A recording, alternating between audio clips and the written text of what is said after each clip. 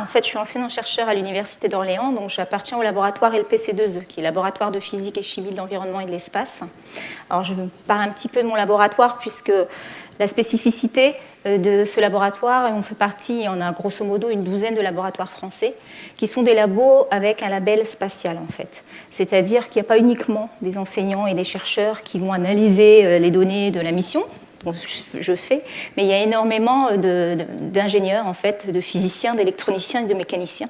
Donc je tiens à le dire parce que c'est grâce à eux, en fait, que moi j'ai un instrument à bord. Et donc c'est grâce à ce genre de laboratoire, en fait, qu'on peut avoir ces missions. Donc j'ai amené justement cette maquette, et plus tard je vais l'exposer, je vais vous présenter un petit peu. Donc l'instrument sur lequel je travaille un peu plus, et ça ce sont donc une maquette non fonctionnelle, simplement l'électronique pourrait l'être encore. Donc les ingénieurs du laboratoire ont fourni, et qui est sur un des instruments qui s'appelle COSIMA, à bord de Rosetta. Donc je vais diviser en fait ma présentation, je vais essayer de tenir 1 heure. Donc j'ai divisé la présentation, donc on va parler de Rosetta. Donc Rosetta qui est en train de suivre la comète 67P Churyumov-Gerasimenko. Donc je ne sais plus si dans le diaporama j'ai réécrit le nom, j'espère que vous savez comment l'écrire, Churyumov-Gerasimenko. Donc elle l'accompagne donc autour de son périple autour du Soleil, et je devrais même dû mettre, je vais essayer de vous présenter les premiers résultats. En fait, elle commence à nous livrer ses secrets. Donc je voulais découper un petit peu ma présentation, tout d'abord en rappelant un petit peu ce que sont les comètes, pourquoi on les étudie, et ensuite rappeler les grandes dates de la mission Rosetta, pas dans les détails, mais les grandes dates. Donc je vais reparler un petit peu de Philae avant d'attaquer les premiers résultats, en fait, et les premiers secrets qui sont livrés. Donc je commence d'abord par pourquoi les comètes. Donc les comètes sont souvent, on les voit comme ça, ce sont des astres chevelus qui viennent nous visiter de temps en temps, donc un spectacle magnifique. Donc moi j'ai jamais eu la chance d'en voir, peut-être avez-vous eu la chance vous d'en voir une de près, donc notamment Albop, donc en 97 avec magnifique, et puis tout récemment il y avait Lojov en 2013. Donc les comètes, ce sont en fait des petits objets du système solaire, des petits objets qui passent la majeure partie de leur vie loin de nous, loin du Soleil. Et actuellement, elles sont stockées dans des réservoirs principaux, dans 2 réservoirs principaux, donc qui sont en fait la ceinture de Kuiper et le nuage d'Oort. Donc pour situer un petit peu où est la ceinture de Kuiper, donc là vous avez ici la ceinture d'astéroïdes, donc le Soleil, Mercure, vous avez Vénus, la Terre, Mars, la ceinture d'astéroïdes, ensuite les planètes géantes, Jupiter, Saturne, Uranus, Neptune, et puis Pluton qui n'est plus une planète. Et en fait, donc, la ceinture de Kuiper se situe au-delà de l'orbite de Neptune. Elle est aussi dans le plan de l'écliptique, c'est un peu un gros tore torique avec des petits objets, comètes, astéroïdes, etc. Donc elle se situe, j'ai donné les distances, grosso modo, de 30 à 55 unités astronomiques. Donc une unité astronomique, c'est l'unité qui sépare la Terre du Soleil, qui est ici à peu près 150 millions de kilomètres. Et ensuite, vous avez le deuxième réservoir, qui est le nuage d'Oort, qui se situe plus aux confins de notre système solaire, grosso modo, entre 0,5 et une année-lumière, une année-lumière et demie. Donc c'est comme une grosse coquille sphérique, qui contient plus de 100 milliards d'objets. Donc la structure des comètes, pour rappeler un petit peu avant d'étudier la mission, donc les comètes sont principalement donc des petits objets qui sont composés majoritairement de glace, donc solides, avec des petites particules de silicate et de poussière. Donc, loin de nous, ça ressemble à des astéroïdes sans être des astéroïdes, puisque ça contient des gaz glacés. Donc, je vous ai mis une des photos, qui n'est pas, parce que là, c'est Albop, mais on n'a pas la photo du noyau d'Albop, en fait, vu qu'il faut une mission spatiale pour pouvoir aller voir, en fait, de près un noyau avant qu'il commence de s'activer. Il n'y a pas une mission vers Albop, en fait, pour prendre la photo d'Albop. Donc, je vous ai mis la comète de Halley ici. Donc, pour définir une comète, c'est la tête, en fait. Ça comporte un noyau qui fait que quelques kilomètres. Et ensuite, on parle de la coma, la chevelure, en fait. Donc, c'est-à-dire que quand le noyau, en fait, quand cet objet va commencer à s'approcher de la Terre, plus il va s'approcher de nous, plus il va venir nous visiter. Donc, le matériau glacé va sentir les pressions de radiation du Soleil et le vent solaire. Donc il est vraiment tributaire du vent solaire et une chevelure va commencer à se former. Donc c'est-à-dire que la chevelure, c'est un peu l'atmosphère de la comète, fait. Donc les solides, les gaz glacés vont passer tout de suite à l'état vapeur. Donc ils vont se sublimer, commencer à se sublimer et en éjectant. Et on le voit ici sur cette photo d'Albop. Ici, on voit les orbes concentriques en fait, de poussées de gaz qui partent et emmenant les poussières avec elles. Donc ici, donc, vous avez le vent solaire qui agit, donc vous avez donc, l'atmosphère qui commence à se former ici autour. Donc vous voyez, ça part toujours vers en opposition et c'est repoussé par le vent solaire. Donc c'est pour ça que les queues cométaires sont toujours en direction totalement opposée au Soleil. Donc vous avez principalement donc, une grande queue, donc il y a deux grandes queues principales, donc une queue d'ion en fait de plasma qui peut faire jusqu'à 200 millions de kilomètres de distance. Donc, elle est plutôt la bleutée puisqu'elle est majoritairement composée de CO, en fait, de monoxyde de carbone.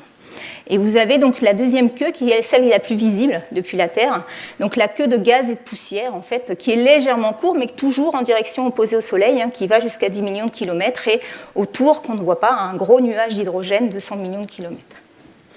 Donc, les comètes émettent ces queues quand elles sont suffisamment près du Soleil, en fait, pour pouvoir sublimer le matériel. Donc ce qu'on connaît, on connaît très peu de choses des structures des noyaux cométaires, puisqu'il faut aller les visiter pour avoir des informations sur les noyaux cométaires. Donc on sait juste voilà, ce qui se passe donc, à faible distance héliocentrique quand ils s'approchent de nous. Et il y a plusieurs modèles, en fait, on essaye de comprendre comment peut être la structure de ces noyaux cométaires. Donc ça serait peut-être un agglomérat, une accrétion en fait, de gaz et de poussière. Donc il y a eu plusieurs modèles. Donc, dans les années 80, donc, il y a le modèle Rubel-Pai de Wassmann, donc, qui est vraiment un conglomérat, un collage de blocs d'accrétion de blocs de gaz et de poussière, ou alors un modèle totalement enfeuillé. Donc si je parle de ceci, c'est que l'un des buts de la mission Rosetta est d'aller justement essayer de nous donner un petit peu des pistes sur la structure des noyaux cométaires, parce que jusqu'à présent, il n'y a pas eu d'instruments qui ont pu mesurer un petit peu la structure interne d'un noyau cométaire. Donc à bord de Rosetta, il y a un instrument qui s'appelle CONSER, qui est un tomographe en fait, et le but, c'est un tomographe, et il doit communiquer avec Philae. Donc on va attendre désespérément que Philae se réveille pour qu'il puisse communiquer avec lui. Et vraiment, cet instrument CONSER va pouvoir nous donner enfin les clés pour essayer de comprendre la structure interne d'un noyau cométaire.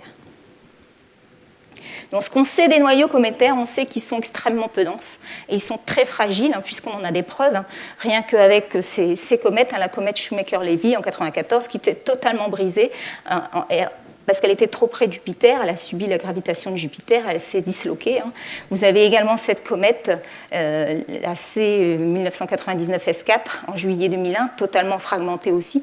Et puis Ison, si vous avez suivi l'actualité, en fin novembre 2013, on était censé, après son périhélie, vous situez un petit peu le périhélie. Donc les comètes peuvent avoir des trajectoires soit elliptiques, soit paraboliques, soit hyperboliques. Donc on va parler des elliptiques, celles dont on va pouvoir connaître la période, en fait, le tour qu'elles vont faire. Et la distance la plus près du Soleil, la plus courte, c'est celle qu'on appelle le périhélie, et la plus éloignée, l'aphélie, en fait. Donc après son aphélie, normalement, Ison aurait dû être visible, en fait, plus visible par nous, mais elle s'est totalement disloquée puisqu'elle était à moins d'une unité astronomique, elle était trop proche du Soleil, elle s'est totalement disloquée. Donc les noyaux cométaires, comme je vous ai dit, pour aller les voir, il faut des missions spatiales, et en fait les missions spatiales cométaires ont commencé dans les années, fin des années 80 en fait, par la sonde Giotto, qui a photographié la comète de Halley. Donc Giotto en fait est parti avec une flotte de 4 autres vaisseaux, 2 sondes russes et 2 sondes japonaises. Et Giotto est une sonde européenne, donc c'est l'Europe qui a marqué les premiers pas de l'histoire en fait cométaire, puisque les Américains à l'époque, pour des problèmes budgétaires, voulaient partir seuls, etc., avec des problèmes de conflit. Giotto, il y a une petite anecdote, parce qu'à l'époque, on croyait que le matériau cométaire était blanc. Et peut-être que c'est ce que vous pensez aussi quand vous voyez les photos, peut-être si vous avez vu les photos de Thury, en fait, de 67P. Les comètes ne sont pas blanches du tout. C'est un matériau extrêmement noir. Donc là, évidemment, c'est une maquette, ce n'est pas des bouts de comète. Mais si on l'a fait noir, on l'a fait exprès, puisque c'est un matériau qui est plus noir que le carbone, en fait. Donc c'est vraiment un matériau extrêmement noir. Et donc la sonde Giotto en fait a failli louper la photo de la comète, puisqu'à l'époque en fait on orientait les caméras vers du blanc. Donc elle s'est orientée vers un matériau qu'elle pensait blanc, tous les caméras, et en fait c'était les jets de vapeur et de poussière en fait, qui réfléchissaient. Et ils se sont aperçus que ce n'était pas ça, à temps, pour pouvoir prendre une photo, et c'est pour ça qu'elle est un peu floue, en fait, qu'elle n'est pas aussi nette que ça. Voilà. Donc c'est le plus gros objet, de 15 km. Il y a eu d'autres missions ensuite qui sont des missions américaines pour aller visiter des comètes. Donc vous avez Borrelly ici, Will2 avec la fameuse mission Stardust américaine qui a ramené des poussières cométaires. Vous avez Temple 1 ici et puis la petite comète Hartley 2 ici en 2010 récemment visitée. Donc, vous voyez l'hétérogénéité un petit peu de ces noyaux. Donc, Shuri a une forme un peu particulière, mais on voit bien qu'ici, on a déjà des fortes un petit peu de cacahuètes, etc. On voit des terrains déjà accidentés. On n'a pas une aussi bonne résolution qu'avec la mission Rosetta, mais on voit déjà l'hétérogénéité un petit peu structurelle, en tout cas, des comètes. Donc, toutes ces missions précédentes étaient des missions de survol rapide. Donc, c'est-à-dire qu'on passait rapidement, donc, grosso modo, une demi-heure, une heure, un jour, mais pas plus, à côté de la comète, en fait. Et donc, on avait des informations à cet instant-là uniquement. Donc, l'intérêt de la mission Rosetta est beaucoup plus ambitieuse. Donc, c'est vraiment un très, très gros risque. Donc, c'est, encore une fois, il faut être fier de nous. C'est l'Europe qui la porte et c'est l'Europe qui réussit cette aventure. Parce que le but était d'attraper la comète avant qu'elle commence à être activée. Donc, et de se mettre à une vitesse relative pas identique à celle de la comète, non pas, puisque dans les survols rapides, on ne freine pas en fait, tandis que là, il faut freiner pour se mettre à la même vitesse que la comète. Et ensuite, le but était de la cartographier, toutes les coutures, pour pouvoir déposer Philae et continuer à l'accompagner. Donc, imaginez tous les risques entrepris sur cette mission en permanence. Donc, je peux vous dire que grâce à ça, grâce aux réussites de la mission Rosetta, l'ESA a acquis ses lettres de noblesse vis-à-vis de la NASA, puisque même avant le réveil de Rosetta et avant l'atterrissage, mes collègues américains criaient un petit peu et se disaient on va peut-être prendre les commandes, ça ne va peut-être pas bien se passer, etc. Et maintenant, ils ne disent plus du tout la même chose. Voilà. Donc on a vraiment acquis les lettres de noblesse grâce à cette mission. Donc pourquoi est-ce qu'on va s'intéresser aux comètes? Donc ce sont des petits objets du système solaire qui se sont formés au tout début de la formation de notre système solaire et même bien avant. Donc elles pourraient contenir donc des informations physico-chimiques, en fait des conditions primordiales ayant donné naissance à ces objets, donc avoir des informations sur la composition peut-être du disque protoplanétaire, donc avant la formation du système solaire, et pourquoi pas voir même l'information d'un héritage interstellaire, donc le nuage protosolaire qui a généré le disque protoplanétaire. Elle pourrait donc nous aider à comprendre en fait la formation des planètes, rien qu'en connaissant les matériaux et les molécules de cet instant-là. On pourrait donc refaire la chronologie en fait de la formation du système solaire et la formation donc, des planètes. Et peut-être donc, vous le savez, donc la grosse question de la source de l'eau sur Terre, puisqu'on ne sait toujours pas expliquer pourquoi la Terre possède des océans, et pourquoi pas aussi un apport de vie. Pas de vie, de matière organique prébiotique. Je ne parle pas de panspermie ici, je parle de matériaux, en fait, de molécules chimiques, les petites briques qui vont pouvoir catalyser peut-être la vie, apporter un supplément pour pouvoir initier la vie, en fait, sur la Terre. Donc voilà pourquoi on les étudie. Donc la comète, en fait, la visite de la comète de Halley en 86 par Giotto avait déjà ramené des informations, et ce qui a poussé les scientifiques à y aller. Voilà, elle embarquait déjà des instruments à bord. Et donc c'est ce type d'informations qu'on a reçu avec les spectromètres de masse. Donc avec pas forcément une résolution importante, mais ce qu'il y a d'important dans ces analyses, c'est qu'on voit qu'il y a des molécules en fait, qui contiennent du carbone, de l'hydrogène, de l'oxygène et de l'azote. Et rien que ça, donc forcément, ça fait frétiller tous les biologistes et les chimistes, et donc initier de nouvelles aventures. Et donc on voit rien que dans ces spectres-là, évidemment, on peut faire plein de suppositions, mais rien qu'avec ces répétitions, il peut y avoir ce genre de molécules qui serait un polymère en fait, de formaldéhyde, et le formaldéhyde sert à la formation des sucres, en fait. Donc, ce qu'on connaît des comètes, on connaît que c'est un monde de glace. Donc, la structure, grosso modo, des comètes, voici un petit peu, sans faire de chimie, les molécules constitutives, principalement en moyenne, des comètes, donc principalement de l'eau. pourquoi la question justement de l'origine de l'eau, parce que c'est majoritairement de l'eau, 70 à 90%. Elle contient aussi du dioxyde de carbone, du monoxyde de carbone, l'alcool méthylique, du sulfure d'hydrogène, donc ça pue un petit peu l'œuf pourri. Vous avez de l'ammoniac, donc ça sent pas très bon, disons que ça sent un petit peu l'écurie, en fait une comète. Et puis donc, vous avez de l'éthane, du méthane, etc. Donc des matériaux glacés, un monde de glace, mais également un monde de feu, on le sait, avec le retour des échantillons de la mission Stardust. Donc l'épopée de la mission Stardust, qui avait envoyé en fait une raquette d'aérogel pour pouvoir collecter les petites poussières cométaires pour les ramener sur Terre. Et on a découvert en fait dans les petits grains, des petites particules de poussière, donc des matériaux, donc de la pyrrhotite, de l'enstatite, dans ces petits grains, et tout ça de l'olivine cristallisée, et tout ça, pour générer ces matériaux, il faut forcément avoir des températures extrêmement élevées. Donc les comètes contiennent à la fois des matériaux qui, pour se former, ont besoin de températures extrêmement basses, et à la fois des matériaux avec des températures extrêmement élevées. Et puis, on a découvert de la glycine dans les grains de la comète de Wiltau, donc la glycine qui est le premier des acides aminés, donc la base de la formation des protéines. Donc pour la glycine, il y a eu beaucoup de spéculations de molécules organiques potentielles dans les grains cométaires de Wiltau. Pour la glycine, on en est sûr, oui, quasiment à 100%, puisqu'il y a eu beaucoup de travail d'isotopie pour voir si c'était vrai, etc. Et oui, il semblerait, les scientifiques, on s'accorde pour dire que vraiment il y a de la glycine sur, mais par contre les autres molécules, non, on n'est pas convaincus. Donc pour en venir à Rosetta, donc Rosetta, à son lancement, c'est un gros vaisseau, Rosetta. Donc j'ai amené une petite maquette ici, même s'il faudra ajouter, en fait, là il y a 3 panneaux, mais il faudrait mettre 5 de chaque côté ici. Donc vous pourrez venir la voir tout à l'heure. Elle est à l'échelle 1/7, je crois. Je ne sais plus. Non, 1/30, pardon. Donc 1/30, oui. C'est 1/7, c'est celle qu'on a dans le hall du labo, en fait. Donc Rosetta, au décollage, en fait, elle faisait plus de 3 tonnes, en fait. Et si vous faites bien attention, elle a emmené avec elle, grosso modo, 1,7 tonne de carburant, puisqu'on va falloir accompagner la comète. Donc, on ne va pas consommer du carburant à chaque fois qu'on va en ligne droite, mais par contre, quand on change de trajectoire, à chaque fois qu'on corrige la trajectoire, il faut qu'on utilise du carburant.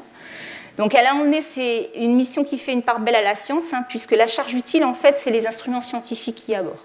Donc, il y a 165 kg en fait, d'instruments scientifiques, et puis les 100 kg du lander, qui comprennent 21 kg d'instruments. Et donc, c'est grosso modo en dimension, c'est comme si c'était une demi-remorque de camion, 3 mètres sur 2 mètres, 2 mètres, grosso modo, une demi-remorque. Et par contre, c'est une belle envergure, puisque c'est des panneaux de 14 mètres au total déployés. Donc, au total, ça fait 32 mètres. Donc, c'est l'un des vaisseaux les plus gros. Donc, quelques photos. La Rosetta, en fait, lors de son implémentation, lors de la dépose, en fait, là, tous les instruments sont déjà implémentés. Et on vient déposer Philae. Donc, Philae, pour voir en dessous, avec ses petites jambes pliées, les jambes dépliées. Donc, il est bardé de panneaux solaires. Et vous voyez ici, ce sont toutes les petites caméras. Ici, il y en a aussi une en dessous, mais il y a toutes ces caméras-là qui vont pouvoir prendre les photos du terrain, etc. Une vision panoramique, en fait, de l'endroit où il a atterri. Donc, les photos des panneaux solaires qui ont demandé énormément, en fait, de technologie pour pouvoir supporter ce poids et pour pouvoir les tester, déplier et déplier. Et puis donc les 11 instruments à bord de l'orbiteur Rosetta, puisque la mission Rosetta, ce n'est pas que Philae. Sur Rosetta, l'orbiteur, il y a 11 instruments et Philae en ce moment dort, mais ce n'est pas pour ça que la mission est terminée ou elle continue. Donc sans rentrer dans le détail complet des instruments, juste rien qu'avec les couleurs, en fait tout ce qui est rose ici, ce sont les caméras en fait sur le vaisseau. La Navcam et Osiris, c'est grâce à ça que je vais vous montrer les belles photos de la comète. Alice, Miro et Virtis, ce sont des spectromètres optiques, plus le visible infrarouge, l'UV, le millimétrique. Midas, Cosima, donc Cosima c'est l'instrument sur lequel le laboratoire a fourni un module. Et Diada, ce sont des instruments qui vont analyser les poussières. Donc les poussières émises dans la queue de poussière. Donc Midas et Diada, vraiment la structure physique, la densité, etc., la vitesse des grains. Cosima peut prendre des photos, mais c'est un spectromètre de masse, donc elle va pouvoir faire l'analyse chimique, tenter de faire l'analyse chimique de ces grains. Ensuite, vous avez en violet l'expérience Rosina qui en fait comprend plusieurs instruments, 2 spectromètres de masse, mais eux de la phase gazeuse, et puis COPS qui est une jauge de pression. En bleu là-bas, RPC, MIPS, LAP et LAP MAG, c'est des instruments plasma pour la queue de plasma. Et puis le fameux tomographe, avec lequel on entend de grandes informations. Donc le tomographe pour nous informer sur la structure interne du noyau. Et puis vous avez Philae, donc sur Philae, pareil, il y a à peu près toute cette même batterie d'instruments. Donc COSAC, qui est un GCMS, qui va pouvoir, donc sur Philae, il y a une foreuse qui va perforer jusqu'à 30 cm de profondeur pour prendre du matériel donc, frais et le dispatcher à tous ces instruments, en fait. Donc pour nous donner une information chimique. Donc là, c'est les petites photos un petit peu. Donc c'est des pattes avec des vis sans fin pour s'ancrer sur le sol, en fait. Et puis le fameux harpon ici, vous voyez, donc qui n'est pas très grand, c'est tout petit comme ça, mais je l'ai mis parce que c'est quand même impressionnant. On dirait une petite arme de guerre quand même, le petit harpon. Bon, malheureusement, il ne s'est pas déclenché à temps, mais ce n'est pas la faute des Allemands, en fait. C'est la faute d'un problème de commande de logiciel, en fait. Voilà. Donc les 10 ans de trajectoire, parce qu'il a fallu 10 ans pour que Rosetta arrive enfin à la comète. Donc elle est partie le 2 mars 2004. Donc si vous arrivez à suivre ici, donc le départ de la Terre ici, et c'est la courbe bleu foncé ici, le départ. Donc il a fallu, pour gagner en vitesse, il n'y a pas de vaisseau suffisamment puissant sur Terre pour lancer directement aussi loin, en fait, un objet aussi lourd. Donc il a fallu sceller d'assistance gravitationnelle, l'effet de fronde, en fait, pour gagner en vitesse, en fait, et gagner en puissance. Donc elle est partie de la Terre ici, elle est passée une première assistance gravitationnelle ici, autour de la Terre. Ensuite, c'est la courbe verte ici, la deuxième assistance gravitationnelle en passant près de Mars. Elle repasse près de la Terre, donc troisième assistance gravitationnelle. Ensuite, la courbe jaune ici et la quatrième assistance gravitationnelle en repassant près de la Terre pour être enfin catapultée sur une trajectoire qui est à peu près, pas vraiment parallèle, mais presque à la trajectoire orange ici, qui est celle de l'orbite de la comète en fait. Donc, pendant tout ce trajet-là, depuis le Mars, tous les scientifiques qui ont des instruments à bord, nous, on avait des nouvelles de Rosetta et de nos instruments tous les 6 mois. Grosso modo, on communiquait avec nos instruments, pas très longtemps, 1 ou 2 jours, mais on avait des informations pour voir si tout allait bien ou pour implémenter, etc. Par contre, on a beaucoup parlé du réveil parce que, à partir de juin 2011, le vaisseau était trop loin pour que les panneaux solaires puissent alimenter en fait, suffisamment le vaisseau. Donc pour éviter de consommer du carburant, donc ça avait été décidé d'éteindre complètement. Donc jusque juin 2011, je vous assure que pour nous, c'était la grosse angoisse de savoir si est-ce qu'on va vraiment travailler ou pas, est-ce que le vaisseau va se réveiller correctement. Donc le 20 janvier, je vous assure que les 48 minutes pour nous, ça a été un stress terrible. Quand on a vu le petit bip, tout le monde a sauté de joie, on était très contents, enfin Rosetta était réveillé.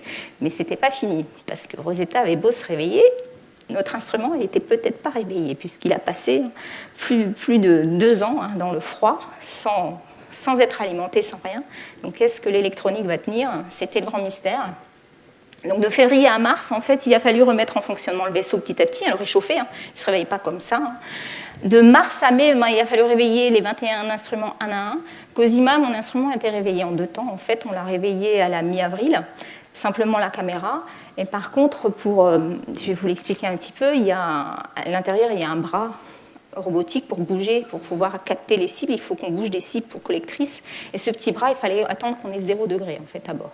Donc on a attendu le mois de juillet pour pouvoir réveiller complètement finalement l'instrument. Donc moi, c'est en juillet que j'ai su que oui, mon instrument avait survécu et que j'allais peut-être avoir des données. Voilà. Donc je participe à un autre instrument, mais le laboratoire n'avait pas la même, c'est juste scientifiquement sur un autre, sur Rosina, qui donne énormément de données, qui lui s'est réveillé parfaitement au mois d'avril aussi, début avril en fait.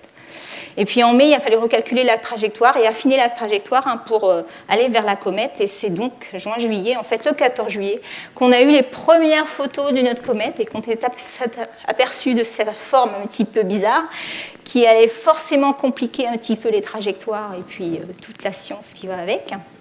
Et est-ce que donc, vous savez le petit nom qu'on donne à la comète ou pas? Vous en connaissez un? Chury. Mais en fait, nous, on ne l'avait pas appelé Chury. Voilà, donc là, c'était les photos qu'on avait à l'époque, donc en juillet. Et si je vous mets ça, ça vous fait penser à quoi? Ça vous fait penser à quoi? Un petit canard, oui, un petit canard en plastique. Donc on l'appelle The Rubber Duck, et c'est pour ça que dans certaines images que vous verrez plus tard, on parle toujours de la tête, du corps et du cou, en fait, voilà. Donc on n'a pas encore mis à jour. Donc d'août à septembre, il a fallu s'approcher de près pour pouvoir photographier vraiment Shuri en fait, dans tous ses côtés, hein, et pouvoir trouver le terrain d'atterrissage. Donc le 6 août, c'était vraiment le rendez-vous, à 100 km du noyau. Et quand on dit se mettre en orbite, ce n'est pas se mettre en orbite circulaire. On a commencé d'abord par se mettre en orbite triangulaire. Donc quand on va en ligne droite, on ne consomme rien, et quand on tourne, là, on consomme un petit peu de carburant. Donc on a fait ça, donc c'était assez acrobatique quand même pour s'approcher de la comète. Il a fallu d'abord faire une trajectoire à 100 km, ensuite on a changé de trajectoire, on s'est mis à 80 km. On a fait la même chose, vous voyez, j'ai mis un petit peu tout, c'est quand même assez acrobatique, c'est pas rien quand même le travail, quand je vous dis que c'est risqué comme mission. Donc la cartographie à 30 km ici ensuite, à partir de là on était à 30 km, on se met à 30 km ici, et là vraiment on commence à se mettre en orbite circulaire. On s'approche, orbite circulaire à 20 et orbite circulaire à 10, et vous voyez les dates, 29 septembre, 10 octobre.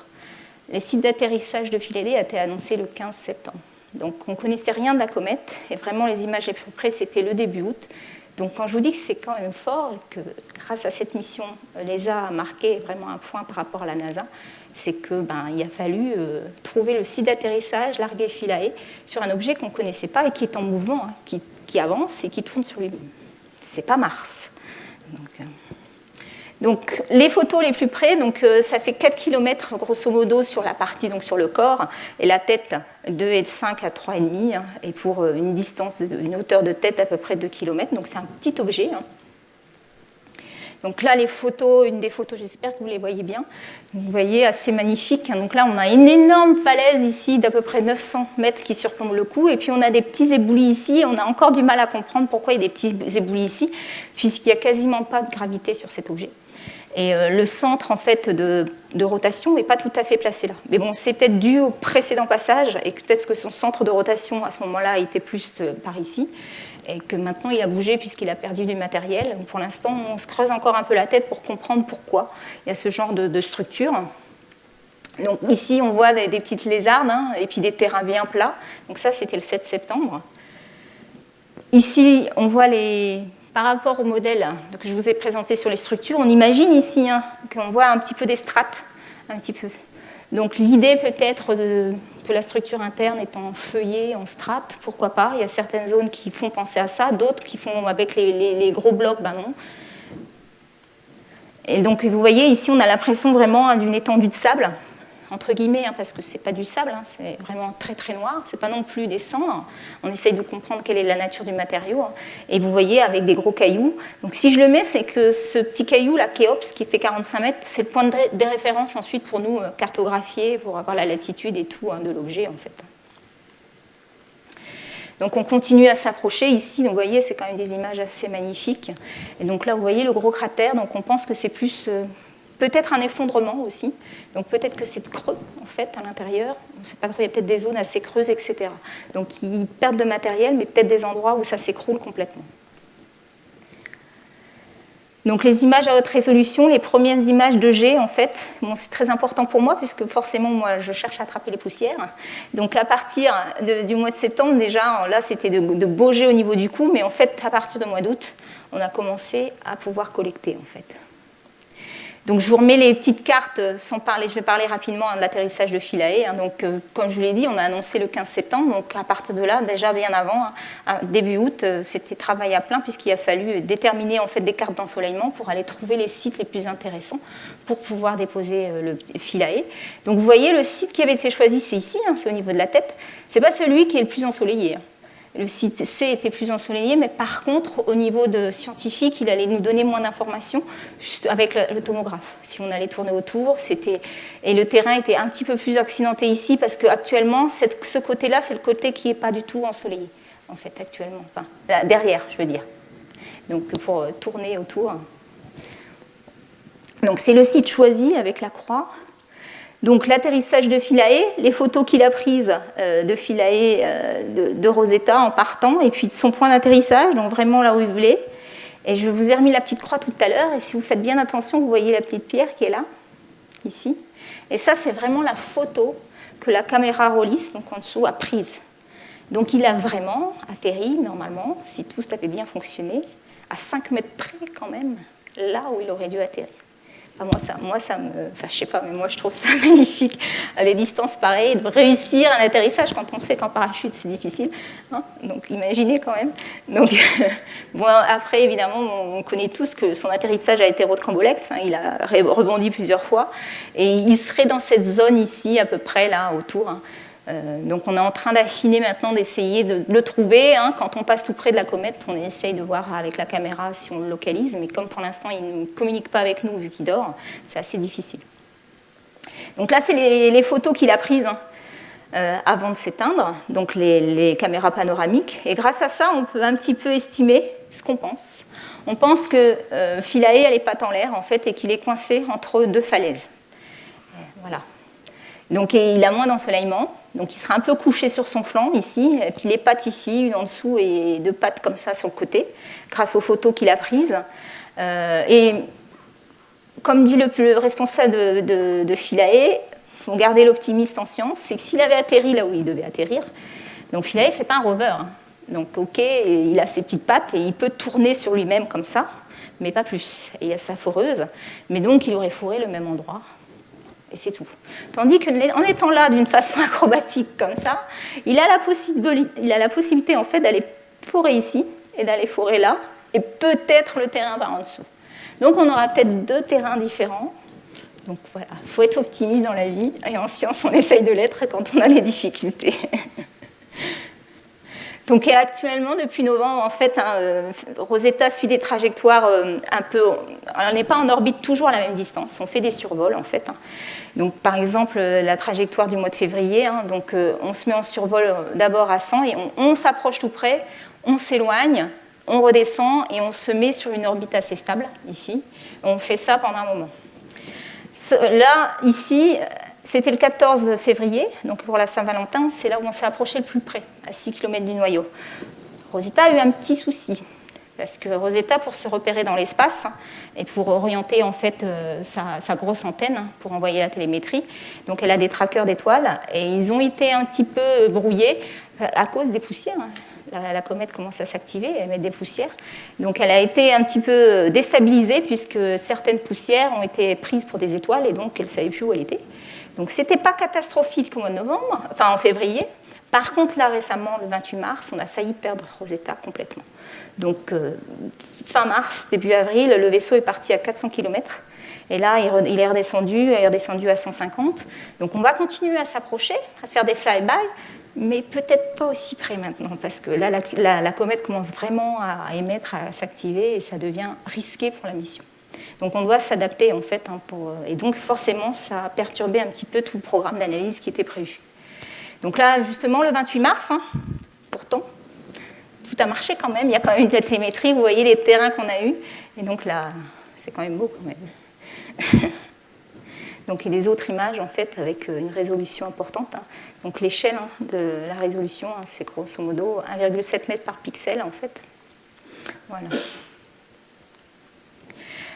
Donc je vais commencer à vous présenter les premiers secrets que Rosetta nous dévoile sur cette comète. Donc ce sont des résultats qui commencent la phase d'activité, enfin vraiment de août à novembre, puisque pour tout ce qui est depuis novembre, maintenant c'est à l'étude et on va sortir d'autres papiers. Donc là je vous présente les études des mois précédents. Donc la caméra Osiris, elle a déterminé la densité de la comète. Donc la densité de cette comète est extrêmement faible, elle est de 0,5. Elle est 2 fois plus faible que celle de la glace, donc on sait que c'est un matériau qui est peut-être à 70 à 80 poreux, en fait. Donc vraiment très très faible. Et puis donc il a déterminé, puisqu'il faut qu'on se repère là-dessus, donc on a découpé les terrains en fait en 19 régions et 5 catégories. Donc vous voyez, on s'amuse. Donc avec la comète, il faut bien qu'on se repère. Donc les résultats des instruments poussières en fait. Donc je vous ai dit qu'il y avait 3 instruments. Donc grosso modo, ce qu'on va pouvoir détecter comme poussière, collecter, donc des poussières allant du micron en fait jusqu'à grosso modo jusqu'au centimètre à peu près, un demi-micron ou au centimètre. Donc les différents instruments qui sont à bord et grosso modo, grâce à Midas par exemple, on pourrait Je ne dis pas qu'elles sont constituées de ça, hein, mais on pourrait détecter donc ce genre de particules, par exemple. On a la résolution suffisante, du coup, pour détecter, pour voir ces éléments constitutifs donc des poussières interplanétaires. Voilà. Et avec COSIMA, c'est les limites, le début des particules de poussière interplanétaire, et par contre, c'est totalement dans la gamme, en fait, des micrométéorites qu'on peut collecter en Antarctique, par exemple, pour les astéroïdes ou pour les comètes. Donc, je vais commencer à vous parler de mon instrument un petit peu plus, puisque c'est le labo qui a fourni cette partie. Donc, COSIMA, sur la mission Rosetta, ici, hein, il se situe, vous pourrez vous approcher de la comète et vous essayerez de le trouver sur la maquette pour voir si vous avez bien repéré. Donc, là où se situent tous les instruments. Donc, en fait, mon instrument, moi, j'ai de la chance puisqu'il est à l'intérieur, en fait. Donc, il est un peu plus préservé du froid que certains autres instruments qui sont vraiment en contact. Parce que moi, ce qui dépasse, c'est juste ça. C'est l'entonnoir ici de collecte. Voilà, le reste de l'instrument. Donc, c'est un instrument qui fait grosso modo un peu moins d'1 mètre sur 30 cm, 30 cm. Donc, c'est un spectromètre de masse qui va analyser les grains de poussière. Il fait grosso modo 20 kg et il n'utilise que 20 watts. L'instrument. Et c'est un instrument qui est quand même, pour du spatial, assez consommateur, hein, quand même. Donc, il y a d'autres instruments à bord aussi qui utilisent 20 watts. Voilà. Et ensuite, là, on parle, je ne sais pas si vous connaissez la spectrométrie de masse. Il faut regarder forcément les experts, etc., toutes ces techniques d'analyse, en fait. Donc, la spectrométrie de masse, ça fait partie d'une technique d'analyse qui va permettre de déterminer la nature des matériaux. Donc, vous avez plein de spectromètres de masse possibles. Quand dans les séries, on vous parle d'un spectromètre de masse, il faudrait vous préciser lequel. Parce que donc, vous pouvez soit analyser des gaz, des liquides ou des solides. Là, le mien, il peut analyser que les solides. Il ne peut pas analyser ni les gaz ni les liquides, en fait. Et pour faire un spectromètre de masse, vous avez donc différentes parties. Vous avez la partie où il va falloir, pour analyser votre matière, il faut la transformer en ions. Donc vous avez système d'ionisation, et c'est ce que le laboratoire a fait. Là, ici, par exemple, c'est un système d'ionisation pour la machine. Donc on ionise, on tape sur les particules ou pas. Donc on peut taper soit avec des électrons, soit avec des ions, soit avec du laser, etc. Ou on peut faire de l'ionisation chimique. Donc suivant ce qu'on utilise comme mode d'ionisation, forcément le spectromètre, on n'a pas le même graphe, on n'a pas la même information chimique qui ressort. Parce que si on tape fort, on va détruire les molécules. Si on tape tout doucement, évidemment, la molécule est moins détruite. Donc on n'a pas forcément, du coup, sur le spectre, on ne voit pas la même chose, forcément. Et ensuite, ces spectromètres de masse, dans son nom, il y a le mot masse. Donc on pourrait le voir comme une balance au niveau atomique ou moléculaire, hein, grosso modo. Donc on cherche à peser les atomes. C'est pour ça qu'ici on parle de résolution en masse. Résolution en masse, en fait, ça va être la précision à laquelle vous allez pouvoir avoir des chiffres après la virgule, en fait. Donc être plus fin pour peser. Et plus votre chiffre est élevé, plus vous avez de précision, en fait, sur le poids, et donc vous pouvez discriminer des isotopes, etc. ou non, en fait. Donc, et pour ça, en fait, on va les trier dans les masses et on va utiliser donc, différentes techniques. Forcément aussi, il y a différents types du coup, de spectromètres de masse. Donc, le spectromètre de masse COSIMA, c'est un TOF-SIMS. Donc, je vais vous l'expliquer ensuite. Donc, on a fait le PIPS, le faisceau d'ion primaire ici pour taper la matière. Donc, un TOF-SIMS, normalement, c'est juste ça. Donc le faisceau d'ions primaire, et puis le TOF avec le détecteur ici, l'analyseur en masse, celui qui trie les ions ici. Et là-haut, il n'y a personne, hein, et il va falloir qu'on collecte nos poussières. Donc on a un petit bras robotique ici. Donc il y a un petit bras, et puis donc on a un plateau hein, de stockage. On a 24 jeux qu'on range avec 3 cibles qu'on va pouvoir exposer de temps en temps. Voilà. Et c'est des plaques qui font 1 cm de côté, ici. Et ensuite, quand on va faire l'analyse, on ne va pas scanner les centimètres complets, en fait. Hein. Donc, il faut savoir où vont être les grains. Donc, comme il faut savoir où vont être les grains, on a une petite caméra ici. Donc, quand on fait les opérations, on prend les photos de chacune des 3 cibles avant de les exposer. On les expose, soit 6 jours, soit 2 heures, 3 heures, comme on décide suivant la mission. Avant de pouvoir faire l'analyse, on refait les photos. On envoie les informations par télémétrie. Et ensuite, on va décider les coordonnées pour pouvoir analyser tel grain ou non, ou alors on veut réexposer, etc. Donc c'est un instrument extrêmement complexe et interactif. En fait. Donc la technique spectrométrie de masse choisie, donc ici on tape avec, pourquoi son nom TOF-SIMS, SIMS, Secondary Ion Mass Spectrométrie, donc spectrométrie de masse à ions secondaires, parce que le PIPS là, ici, on tape avec des ions primaires, et on va donc déstructurer un petit peu le matériau. Donc il y a des couleurs ici, donc en tapant dessus, vous vous avez des ions secondaires qui sont émis, qui sont caractéristiques en fait, du matériel. En fait. Et puis le TOF, c'est la matière de trier les ions la plus simple possible. Une fois que vos ions secondaires sont créés ici, on va leur donner la même énergie cinétique. Donc l'énergie cinétique, c'est 1 demi de mv carré, donc v la vitesse, m la masse. Donc si on donne la même énergie, si on connaît la vitesse, donc on a en fait un temps, un parcours à parcourir, une même distance à parcourir, donc une vitesse donnée en fait. Donc si en connaissant le temps, on va pouvoir remonter à la masse en fait. Puisque du coup, les ions qui vont être les plus légers vont arriver les plus vite et ceux qui sont les plus lourds vont arriver en dernier, en fait. Voilà. Donc, par exemple, là, les photos d'une des cibles qu'on a exposées. Donc là, c'est le 7 août. On n'a pas du tout exposé. On commence à exposer nos cibles le 11 août. Donc, je vais vous montrer la photo de nos grains. Et à l'époque, au mois d'août, on nous disait « Oh, c'est pas la peine, vous n'aurez rien comme grain, la comète, elle n'est pas active ». Après 15 semaines d'exposition, voilà les grains qu'on a collectés. Donc les premières photos de grains cométaires, avec des grains assez gros, en fait, extrêmement gros. On s'attendait, nous, pendant toutes les années de travail, on se disait comment on va faire pour repérer nos grains, ils vont être tout petits, ils vont faire moins de 10 microns. Et en fait, on s'aperçoit qu'on a des grains énormes, etc. Donc voici les grains. Et comme je vous ai dit, donc, c'est très interactif. Il faut savoir quel grain on va choisir à analyser. On en a beaucoup. Et on fait toutes nos réunions par téléphone avec une équipe, pas que française, hein, avec des Allemands, des Finlandais, etc. Donc en anglais, on ne se comprend pas toujours très bien. Et que la coordonnée X2000, Y machin, bon, on ne sait pas trop. Donc du coup, on a donné des petits noms. Donc peut-être que vous avez un grain dans l'espace, en fait, voilà. Donc, vous avez votre nom dans l'espace. Bon, je vous ai montré que cette cible-là. Hein, je pourrais regarder tout à l'heure si ça vous intéresse, si vous avez un petit grain dans l'espace. Voilà. Donc ça, c'est des grains, par exemple, vous voyez, un demi-millimètre qu'on a quand même collecté. Hein, et ça, c'était dans la période jusqu'au 31 octobre, donc la comète n'était pas du tout encore très active. Mais bon, c'est pas étonnant, là, du coup, qu'elle a été perturbée, hein, ces senseurs d'étoiles, là, récemment. Donc après, c'est le genre d'information, les spectres de masse qu'on obtient, et on essaye de savoir quels sont tous ces pics-là. Voilà. Donc, je ne vais pas rentrer dans les détails de tous, mais par exemple, ici, on voit nettement en rouge, en noir, en fait, c'est la ligne de base qui est là. C'était les spectres du 7 août, donc quand on n'avait encore rien exposé. Et là, par exemple, donc on a du sodium, un pic de sodium et un peu de magnésium sur l'un de ces grains, etc. Donc, on a beaucoup de sodium, de magnésium et de fer. Donc, on arrive assez bien à voir les minéraux, mais pour l'instant, pour nous, on cherche à savoir les organiques. Et c'est assez difficile à avoir l'information organique, pour l'instant encore, de ces grains. Donc, la grosse question de l'origine de l'eau, l'instrument MIRO va pouvoir détecter en fait, le taux de production d'eau. Et pareil, sur les mesures, hein, au début juin, en fait, grosso modo, la comète, elle émettait 2 verres d'eau par seconde. Et fin août, c'était à peu près un peu plus d'une bouteille d'eau par seconde. C'est pas énorme, hein. Elle n'est vraiment pas encore active, parce que Albop, c'était 8 tonnes par seconde. Bon, quand elle était à une unité astronomique, hein, quand elle était vraiment très près et qu'elle était tout près de nous, etc. Donc on attend beaucoup plus. Le périhélie, en fait, hein, ça va être le 13 août.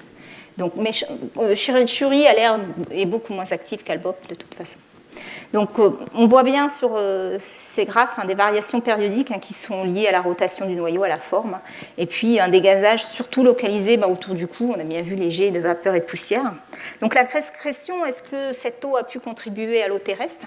Donc, ce qu'on connaissait de la théorie, en fait, de l'eau, en fait, de cette question de l'eau avant la mission Rosetta. Donc, pour pouvoir répondre à ces questions, en fait, il faut qu'on mesure l'isotope. Donc l'isotope de l'hydrogène, qui est le deutérium, qui est donc 2 fois plus lourd, il y a un neutron. Et on va mesurer en fait donc, ce rapport d'essurage sur différents objets. Et si les rapports sont identiques, on peut donc considérer qu'ils se sont peut-être formés au même moment. En fait, une même origine, un temps, une même chronologie en fait.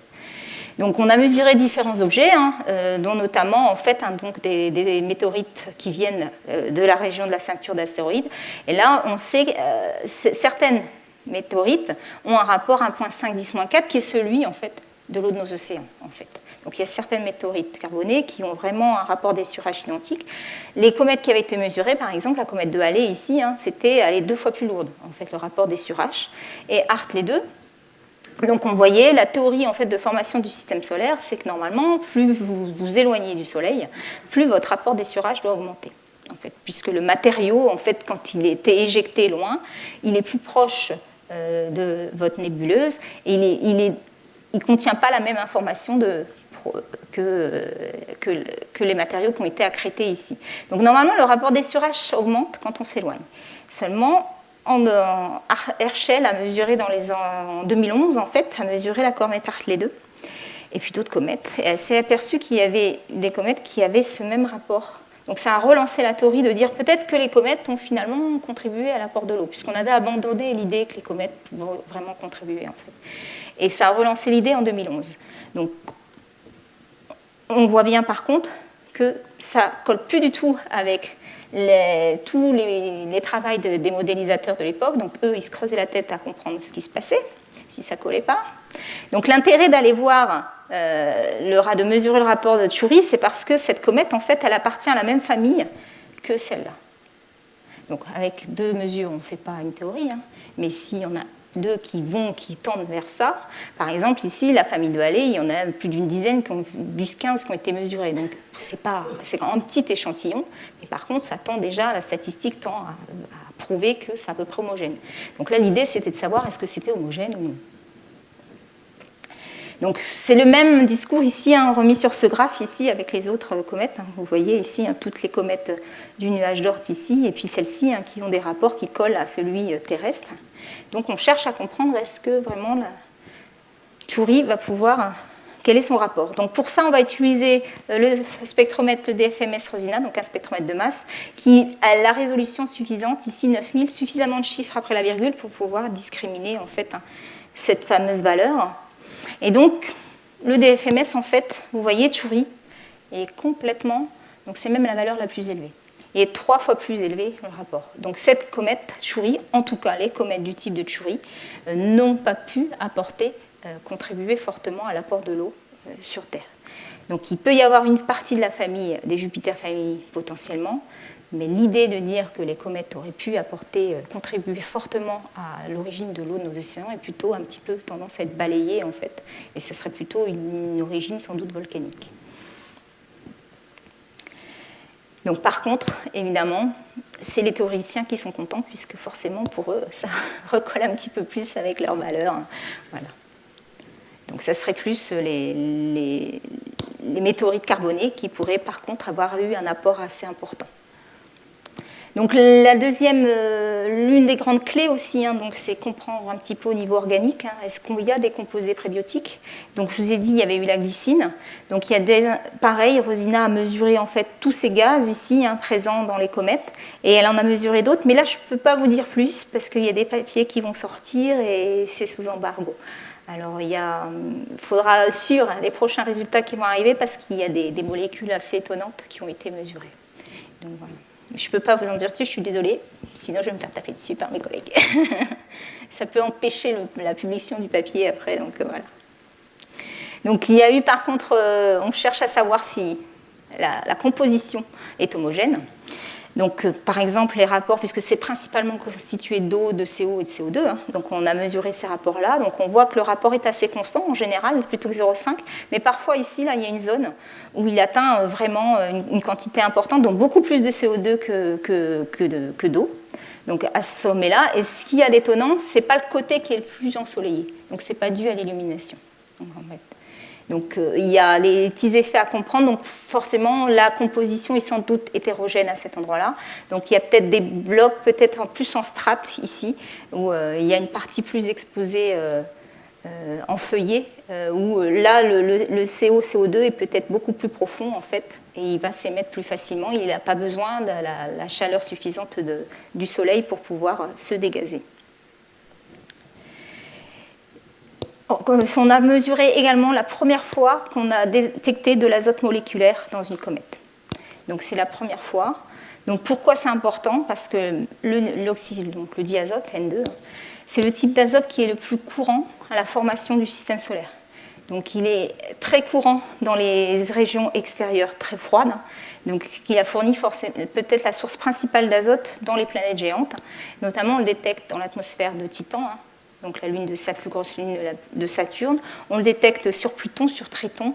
Donc il a une forte contribution en fait dans la formation de la région externe plus froide. La ceinture de Kuiper, elle est de cette région. Donc on essayait de savoir s'il y avait du diazote. Jusqu'à présent, ça n'avait jamais été mesuré. Donc la contrainte, si on a mesuré de l'azote moléculaire, pour qu'il soit piégé dans les glaces, ça suppose que la température de formation de la comète, elle était extrêmement basse. Donc, je ne vais pas rentrer dans les détails, on reviendra si vous me posez des questions après. Donc ça suppose sans doute une formation qui est à peu près de 30 Kelvin, donc extrêmement basse, même si pour l'instant, s'il faut encore qu'on mesure dans les mois qui viennent, si ça se confirme, si vraiment on a encore une quantité plus importante de N2 qui se voit bien visiblement, puisqu'il y a toujours quand même une question de savoir, ça peut être dû à un réchauffement ensuite post-évolution. Donc, est-ce que par contre, cet azote moléculaire, du fait qu'il y a eu un fort bombardement par des météorites et par des comètes, est-ce qu'il a pu contribuer justement à l'azote de la Terre? Non. En fait, la contribution n'est pas significative. Pour ça, on va mesurer d'autres isotopes, l'isotope 14 et l'isotope 15 de l'azote. Et pour celui de 67P, en fait, celui de la Terre est entre deux valeurs. Donc, ça serait, et vu la quantité d'azote, diazote trouvée, en tout cas actuellement, la contribution ne peut pas être très significative à un apport de diazote terrestre. Donc, et les derniers résultats, donc avec Virtis, donc l'instrument de spectrométrie donc infrarouge et proche infrarouge. Donc, il a mesuré, donc, quand je vous disais, donc, NEC, donc le cou, la tête et le corps. Donc, c'est les spectres d'infrarouge de ces trois zones ici. Et on voit qu'il y a une certaine homogénéité entre la tête et le corps et que vraiment le cou est un petit peu différent. On a une pente un petit peu différente ici et puis là beaucoup plus creusée. L'allure générale est à peu près la même, mais il y a quelques petites différences. Et quand on regarde un peu plus précisément les données, en fait, grâce à Virtis, on s'aperçoit que l'albédo, en fait, donc c'est bien ça, les comètes, comme je vous ai dit, elles étaient extrêmement noires. Donc l'albédo est très faible, il est de 6%. Donc vraiment extrêmement, extrêmement noir. Donc similaire aux données que la caméra Osiris a trouvées. Donc, et la pente positive trouvée ici donc, au début, puisque là, ça, ce sont les données ici. Donc si je reviens là, donc la pente positive ici, à peu près autour de 1. Donc dans le proche infrarouge, puis ensuite le spectre devient plat, et puis on voit une zone ici, là, une grosse bande. Donc ça nous fait penser qu'on peut calculer grâce à ça la température de surface. Donc Virtis mesure les centaines de micromètres, les top surfaces en fait, de la comète. Donc à cette période de mesure, entre le 7 août et le 2 septembre, grosso modo, la température du noyau était entre 180 et 230 Kelvin. Et on n'a pas trouvé les bandes d'absorption à 1,5, 2 et 3 qui sont significatives d'une glace d'eau. Donc en surface, à cette période, en tout cas pour une résolution de 10 mètres, on ne voit pas de bloc de glace. Donc c'est vraiment très noir. Donc en top surface. Donc peut-être qu'il y a des zones beaucoup plus petites que 10 mètres, très localisées, plus petites avec de la glace. Donc le matériel est vraiment très réfractaire, très sombre et très déshydraté du coup. Donc ça fait penser plutôt à des alliages sans doute de sulfure, de fer, de nickel, et voire des organiques, donc des polyaromatiques, comme des suies, des choses comme ça. Donc et cette bande, 3,2, donc c'est plutôt, elle est due aux vibrations des liaisons hydrogènes. Donc ça pourrait être des groupes, probablement des groupes avec la liaison oxygène, donc soit des alcools, soit des acides carboxyliques, ou alors vraiment cette liaison aliphatique aromatique. Par contre, ces liaisons avec de l'azote sont très peu probables vu l'azote est très rare sur cette comète actuellement. Peut-être qu'en sous-surface, il y en a plus, mais pour l'instant, c'est très rare. Donc en résumé, voici les découvertes donc, de Rosetta jusqu'à présent. On a pu capter jusqu'à 12 000 particules actuellement, donc collectées et détectées COSIMA, uniquement 12 000. On ne va pas analyser les 12 000. De toute façon, on n'a pas les ressources suffisantes pour analyser les 12 000 particules. Et puis là, maintenant, on a un choix de riches, puisqu'on en a beaucoup, du coup. On va prendre celles les plus grosses, celles qui vont être plus faciles à analyser, ou alors celles qui vont avoir à la tête des structures un petit peu différentes, ou des couleurs un petit peu différentes, si elles sont brillantes ou non, pour voir si le matériau est différent, en fait. Donc, si vous avez votre nom sur le petit grain, vous ne serez peut-être pas analysé. Mais bon, c'est pas plus mal parce qu'on tape dessus, nous, quand même, hein, donc, avec le PIMS. Donc, ce sont des particules qu'on a vues assez flocculantes. La composition, donc, plutôt inorganique. Donc, le matériau est plutôt donc, déshydraté. Donc, ça fait penser à des olivines, des pyroxènes, donc tout ce qui compose les matériaux terrestres, de toute façon. Donc, les sulfures de fer. Donc, actuellement, la glace d'eau est très rare en surface, donc plutôt des organiques réfractaires. Pas de signification, pas de forte contribution à l'apport de l'azote terrestre, ni les océans. Et puis l'apport prébiotique, donc on détecte bien plusieurs composés en phase gazeuse, et je vous dis, il faudra suivre les prochains. Mais par contre, dans les poussières, c'est pas évident actuellement. Donc elles sont peut-être encore très déshydratées, il faut attendre le matériau un peu plus frais. Donc, mais par contre, il y a peut-être des groupements découvert par Vitis d'acide carboxylique. Donc voilà, donc restez à l'écoute et puis bientôt, et vous filaillez pendant sa descente, ces instruments ont fait des mesures. Donc je n'ai pas encore le droit d'en parler quand je vous ai dit parce qu'il y a des embargos, mais dans un mois, là, à peu près un mois et demi, il y a le papier qui sort avec les mesures des instruments et notamment COSAC qui a des informations importantes à révéler. Voilà. Donc je voulais finir pour conclure par le petit sourire de Chury, parce que si vous regardez bien la comète, en fait, voilà, on a l'impression d'un petit visage. Voilà. Et si vous voulez plus d'informations, je vous invite à aller voir les sites de l'ESA, du CNES ou du CNRS, ici. Donc sur le site de l'ESA, c'est en anglais, mais si vous avez Rosetta ESA blog, vous allez avoir quasiment des images tous les 2 jours, grosso modo, des nouvelles images en fait du noyau, de Chury, etc. Donc merci de votre attention, si vous avez des questions.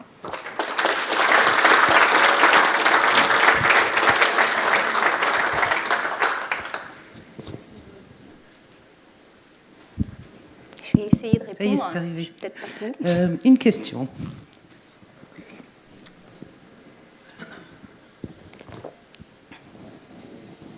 Merci pour cette présentation. Si je me souviens bien, lorsque Philae est atterri, on a dit qu'il avait rebondi, et donc le matériau était très souple, ce qui ne semble pas très compatible avec l'idée que ce n'est que minéral. Non, il n'est pas très souple, non. Par contre, on a l'impression la zone sur laquelle il a atterri, là, à Kilka, en fait, c'est plutôt un peu la photo que j'ai montrée avec Kéops, en fait, un terrain plutôt un peu, entre guillemets, sableux ou cendré, entre guillemets, parce qu'on ne sait pas encore la nature du matériel, donc plutôt ça. Un peu, donc quand il a atterri, d'ailleurs c'est pour ça que COSAC a, en fait, la foreuse, elle s'est ouverte, et COSAC a sniffé en fait des poussières. Du coup, elle n'a pas foré le matériel, vu qu'il n'est pas atterri là, il a les jambes en l'air. Mais par contre, elle a collecté en fait des poussières qui ont été remuées en fait par rapport au matériel.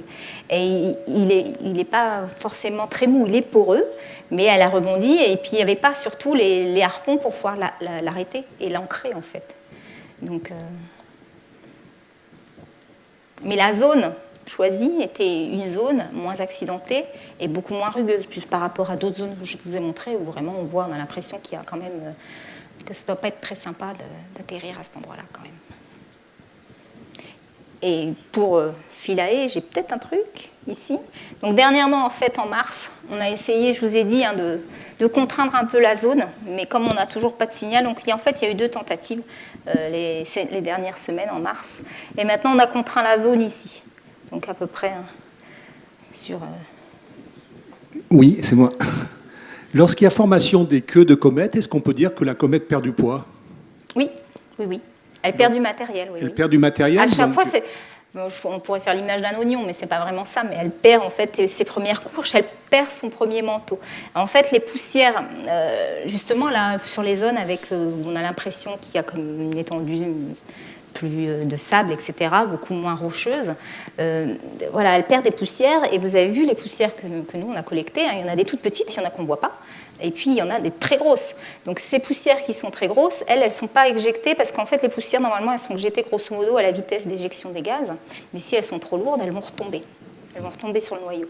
Donc, elle perd une partie dans son manteau en gaz, en ion, et puis une partie des poussières également. Mais il y a les poussières qui sont trop lourdes qui retombent sur le manteau.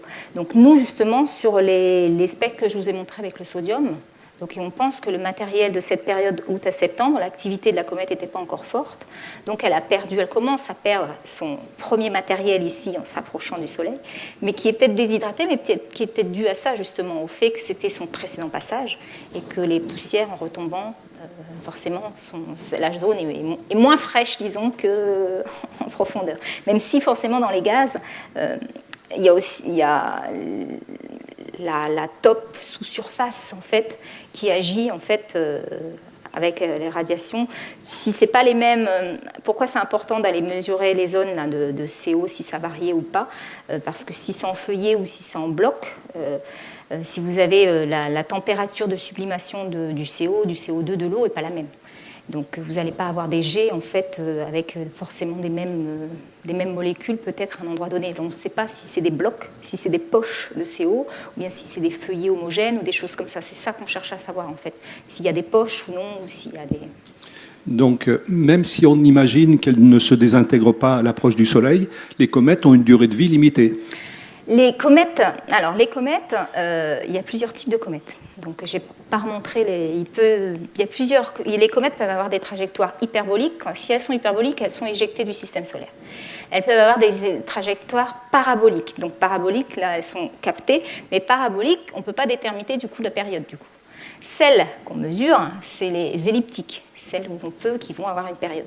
Mais les comètes, quand elles passent à côté de gros objets, elles peuvent être perturbées. Donc elles peuvent changer de période aussi en cours de vie. Elles n'ont pas toujours là, Shuri, actuellement. Shuri, sa période est de 6,6 ans. Mais elle a pas toujours, elle vient, pourtant, 6,6 ans. 6,6 ans, c'est là actuellement, elle est à côté de Jupiter. Or, je vous ai dit que la ceinture de Jupiter est grosso modo à 5 unités astronomiques. Or, je vous ai dit qu'elle venait de la ceinture de Kuiper. Donc la ceinture de Kuiper, c'est beaucoup plus loin. Donc en fait, elle a été perturbée par les planètes géantes qui l'ont renvoyée vers le système interne depuis quelques années. Grosso modo, l'année de la découverte, je ne sais plus si c'est 59 ou 69, là, excusez-moi, je ne sais plus bien. Donc ça a été découvert par Churyumov et Gerasimenko, deux Ukrainiens, d'où son nom en fait. Et donc, mais assez récemment en fait. Donc c'est depuis ces années-là qu'elle a cette période de 6,6 ans. Donc c'est vrai que les comètes qui vont avoir des elliptiques à courte période ont une durée de vie éphémère, oui, si elles gardent cette trajectoire, oui. À force, elles peuvent même venir peut-être, il y a certaines justement, actuellement, on se questionne beaucoup, parce que dans la ceinture d'astéroïdes, on a trouvé donc normalement constitués principalement d'astéroïdes, on a trouvé des objets qui émettent des jets, alors que normalement les astéroïdes n'émettent pas de jets, de gaz, et il y a quelques années, on a trouvé certains objets qui ont des jets de gaz comme ça. On appelle ça du coup les Mendel comètes, des comètes de la ceinture principale, de la ceinture d'astéroïdes en fait. Et donc il y a peut-être un continuum entre astéroïdes et comètes, ça c'est encore à discussion en fait, etc. Moi, j'aurais une question sur la communication. Comment on communique entre Rosetta et nous? Vous avez dit qu'à un moment, on l'a fait hiberner parce qu'on était trop loin, mais on est en des ondes hertziennes, à quelle fréquence, et qu'est-ce qui est le moyen de communication? Pourquoi il y a qu'est-ce qui est le critère de détectabilité des signaux et pourquoi ça revient dedans? Malheureusement, je ne suis pas la personne adéquate pour vous répondre à cette question. J'aurais peur de dire une bêtise. Je pense que c'est les ondes hertziennes. Donc, c'est vraiment c'est la manipérétie, en fait, qu'on voyait sur le diapo. Je ne saurais pas vous répondre. Je suis pas... Non, je suis chimiste. Je vais vous dire une bêtise si je vous réponds. Donc, mais c'est par télémétrie, et c'est les centres de l'ESA en fait qui gèrent ça, et normalement les signaux arrivent plus, il y a deux caps, c'est principalement en Australie ou aux États-Unis, mais après c'est l'ESA qui commande, donc tout est renvoyé à l'ESA, mais ça arrive les côtés les plus faciles justement pour la télémétrie pour arriver. Je pense que c'est des ondes hertziennes, mais je vais peut-être dire une bêtise, alors je préfère pas mettre ma main au feu. Une autre question? Voilà.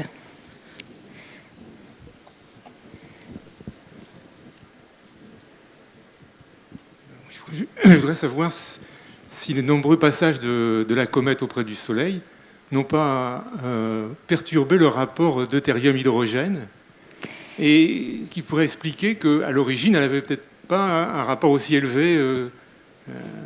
Oui, c'est aussi, ça fait partie, ça peut avoir, ça peut expliquer un petit peu, il peut y avoir un changement en fait par les passages répétés, oui, de la nature en deutérium et hydrogène. Oui, ça fait partie aussi des choses que pour l'instant, il y a cette mesure qui a été faite, mais il va falloir la remesurer plusieurs fois à d'autres périodes d'activité de la comète aussi pour affiner ce détail.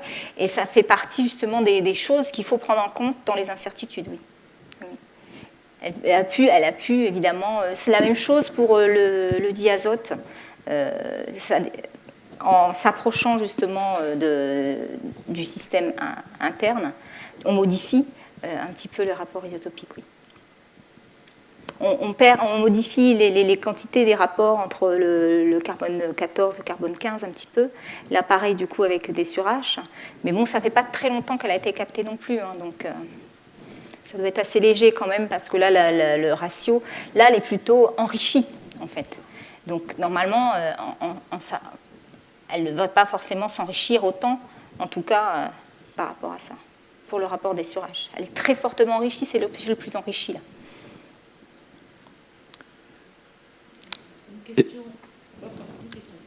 Est-ce qu'il est possible de connaître l'âge de cette comète, par exemple avec la connaissance des rapports isotopiques de certains atomes, comparé à des modèles ? Normalement, pour déterminer l'âge d'un objet, on va plutôt mesurer le strontium.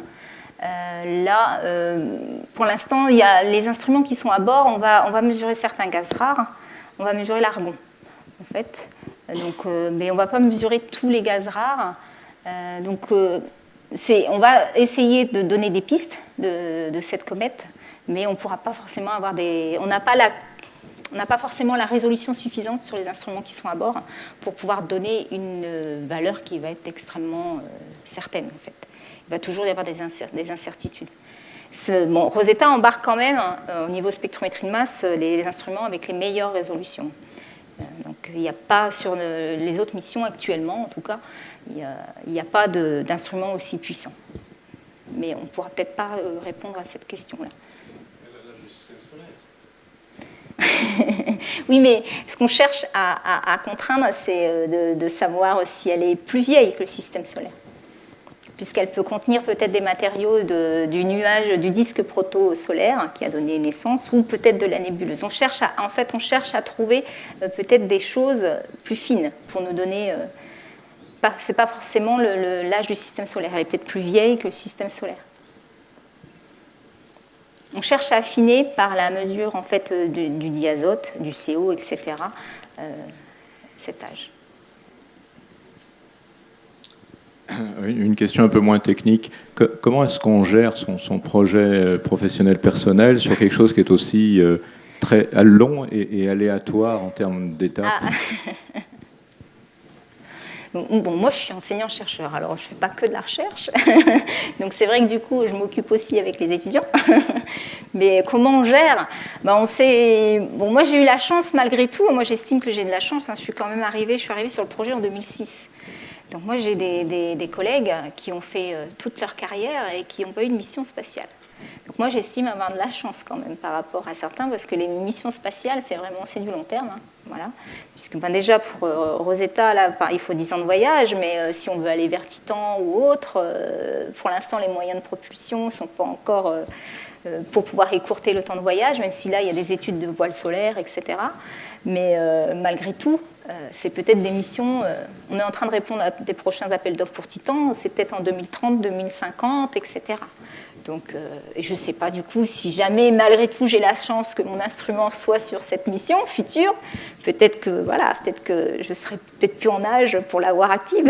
Donc, non, c'est sûr. Moi, j'estime avoir eu de la chance. Donc, pour moi, ça va, c'est quand même assez facile à gérer.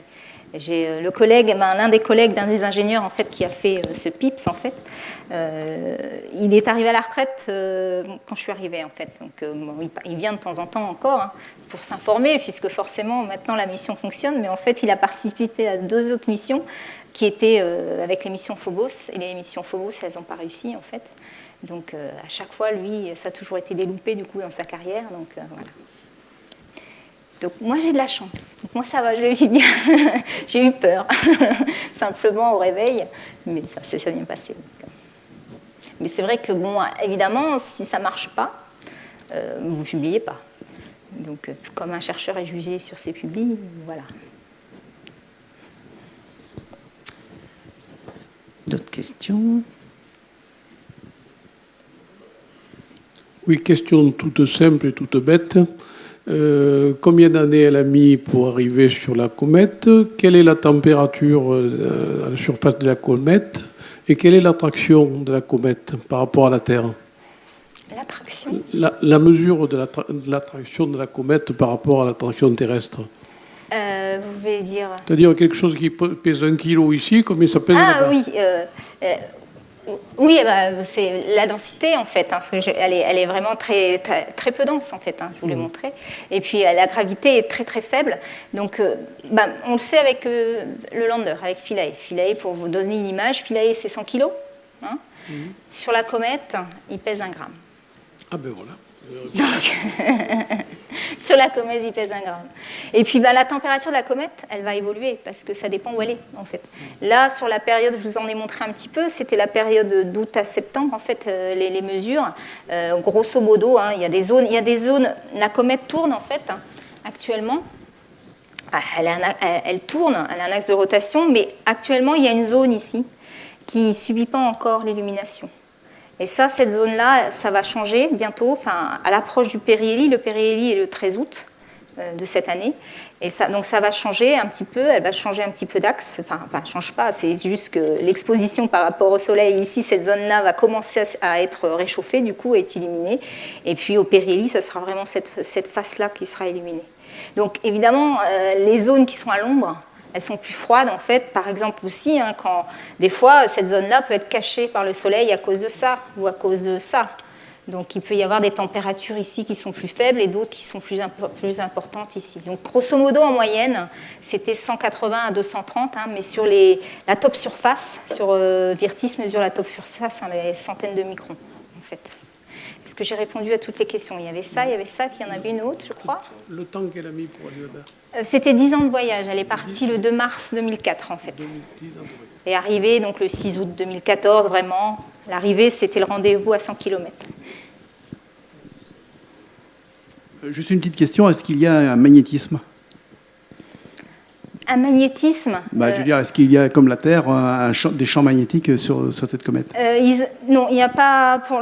On va chercher, on va voir s'il y a un petit peu de magnétite, mais pour l'instant, on n'a pas trouvé de magnétisme sur la comète. Oui. Par contre, après, vous avez tous les instruments. Là, eux, ils cherchent autre chose, c'est la magnétosphère, l'onde de choc, etc., par les instruments plasma qui vont... Oui, Rosetta sera toujours active au mois d'août parce qu'il m'a semblé lire que... Ici. Pardon. Il m'a semblé lire que les appareils seraient détruits au périhélie. Non? Il y a Rosetta et il y a Philae. Donc la mission Rosetta, c'est l'orbiteur, et puis Philae, lui, qui a été éjecté. Donc non, Rosetta, on peut s'éloigner, on peut s'approcher. D'accord. Tout peut arriver. Vous avez vu les risques, hein. Le 28 mars, on a failli la perdre. Hein. Donc tout va dépendre aussi de l'activité. Si jamais elle a un regain d'activité surprenant, inattendu, on ne sait pas, on verra bien. Donc on n'est pas sûr à 100% de la perdre. Hein. On ne sait pas en fait. Hein. On ne sait pas si on va... C'est un risque quand même. Par contre, c'est Philae qui lui, est sur la comète. Donc Philae doit être, normalement, il sera réveillé fin mai, début juin, si tout va bien, s'il n'a pas eu trop froid, parce que là, il est quand même dans une zone où il n'a que 1h20 d'ensoleillement. Et la zone où il est très à l'ombre, donc il faut que l'électronique tienne, et c'est pas sûr que l'électronique, en fait, a tenu. On ne sait pas encore. Donc normalement, le temps de recharge des batteries complètes, ça sera à peu près fin mai, début juin. Donc on saura à ce moment-là si vraiment on peut essayer de le ranimer, etc. Philae, par contre, s'il avait atterri là où il devait atterrir, au Périhélie, oui, il aurait eu trop chaud. Là, il aurait eu trop chaud parce qu'en étant trop près, là, vraiment au niveau ensoleillement, il aurait eu trop chaud et on n'aurait plus de données. Donc, encore une fois, faites optimiste. Si tout va bien, s'il se réveille, il sera aux premières loges pour le Périhélie. Donc, voilà. Le temps de décalage pour le pilotage des instruments de pour mesure. Pour les données, ça change voilà. aussi, en fait. Parce que quand on était loin, en fait, grosso modo, quand au réveil, il fallait entre 40 et 45 minutes. Parce qu'on était loin. Plus on va s'approcher, plus la comète s'approche. Grosso modo, voilà, j'avais préparé ça. Sans calculer précisément, hein, mais là, actuellement, puis pareil, la Terre, elle tourne. Donc là, la comète est là, grosso modo. Hein. Donc elle est à 1,8 unités astronomiques du Soleil, mais elle est à 2,6, parce qu'il y a eu un moment, en fait, on était plus près, elle était plus près de la Terre. Juste là, la Terre, elle est repassée par derrière. Justement, fin janvier, elle est passée derrière, en fait. On ne pouvait même plus recevoir de télémétrie. On a eu une semaine, en fait, où on n'avait aucune communication avec le vaisseau possible, puisqu'on était derrière le Soleil. Donc, ce n'était pas possible. Donc après, il y a ça aussi. Là, la Terre quand la Terre va retourner, elle va s'approcher. Donc ensuite, hein, ici, donc aussi, là, justement, par le Périhélie, elle sera aussi plus près. Nous, normalement, on devrait être aussi plus près. Donc, je ne peux pas vous donner un chiffre exact, grosso modo. Actuellement, à un moment, on était descendu assez bas. On avait grosso modo entre 18 minutes. Maintenant, on a dû reprendre quelques minutes un petit peu. Bon, après, on peut les calculer. Hein, c'est pas si compliqué à le calculer. La vitesse de la lumière pour calculer. Et puis...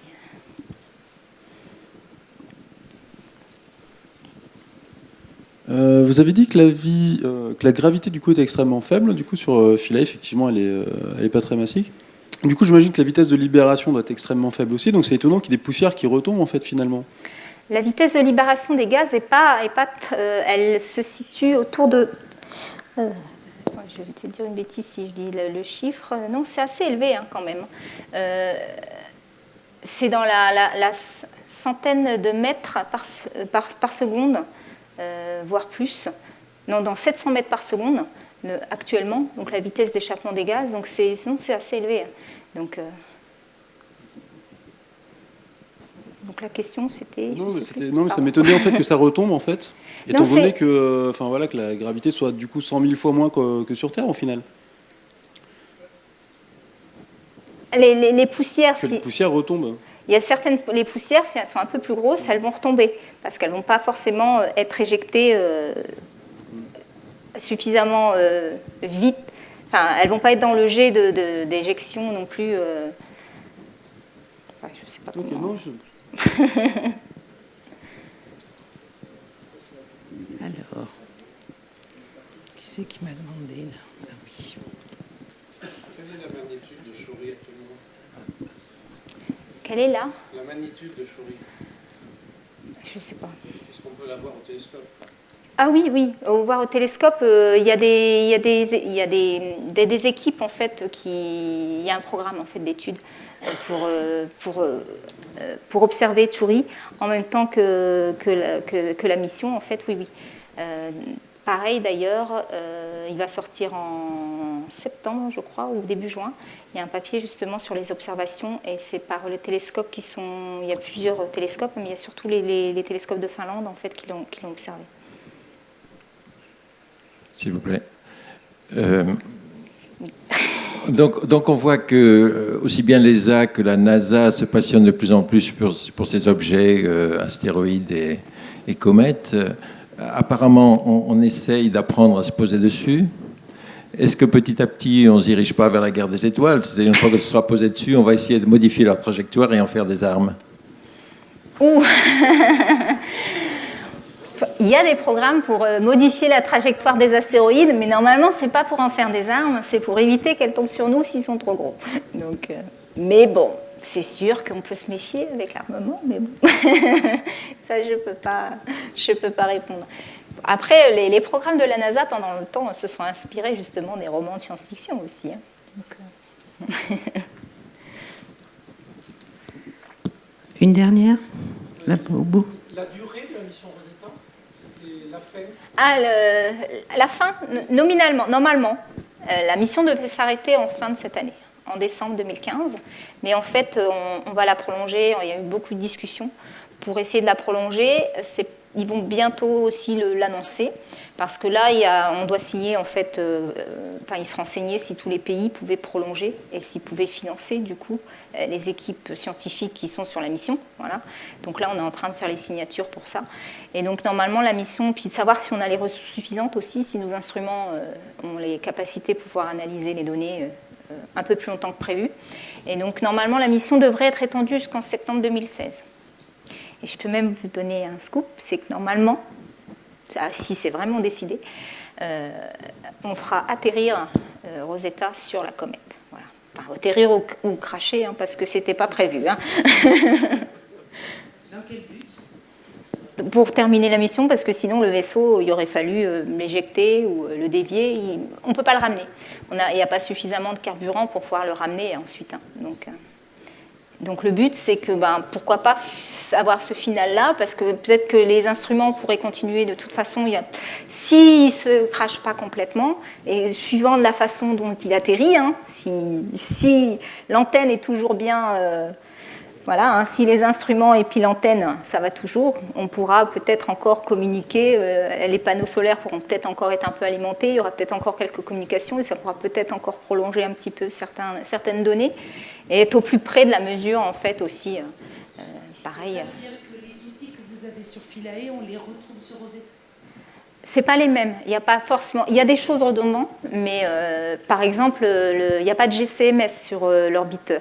Donc le COSAC fait pas, GC pardon, c'est chromatographie en phase gazeuse couplée à MS, à spectrométrie de masse.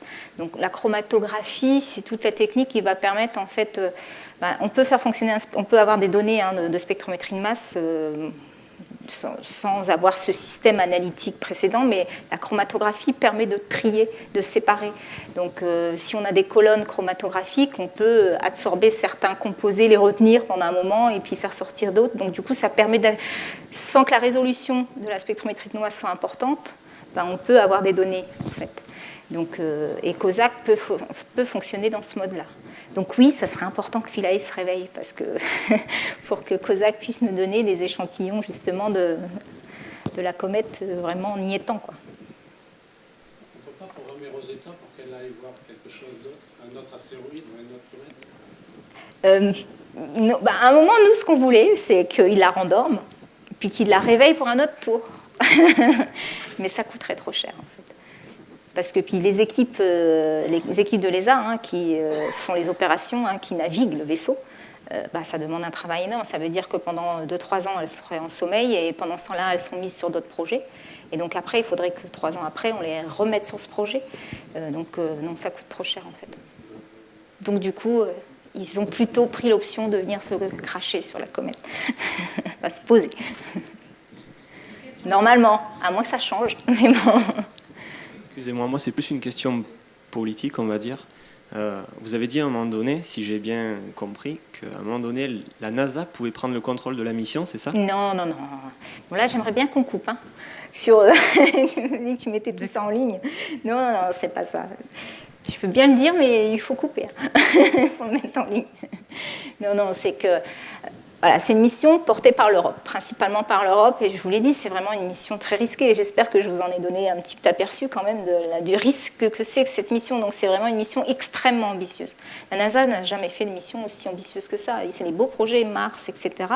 Mais au niveau des comètes, ce genre de projet qui était dans les cartons, ils n'ont pas voulu le prendre parce que c'était extrêmement risqué en fait. Donc c'était vraiment un risque important.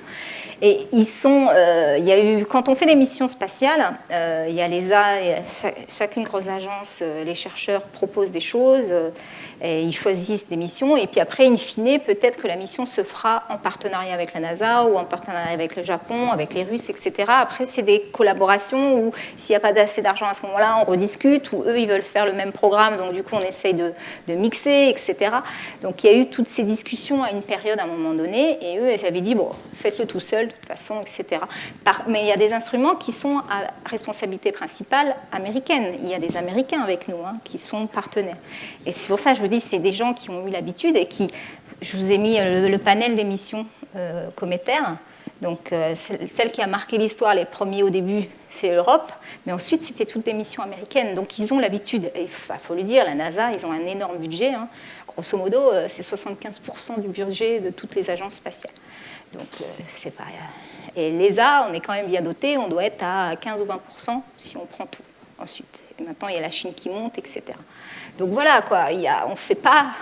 c'est difficile de faire la concurrence à la NASA, quand même. Voilà. Et donc forcément, ils ont l'habitude de ces projets, ils ont l'habitude de faire des missions spatiales, ils ont l'habitude de des commandes, de réagir, etc.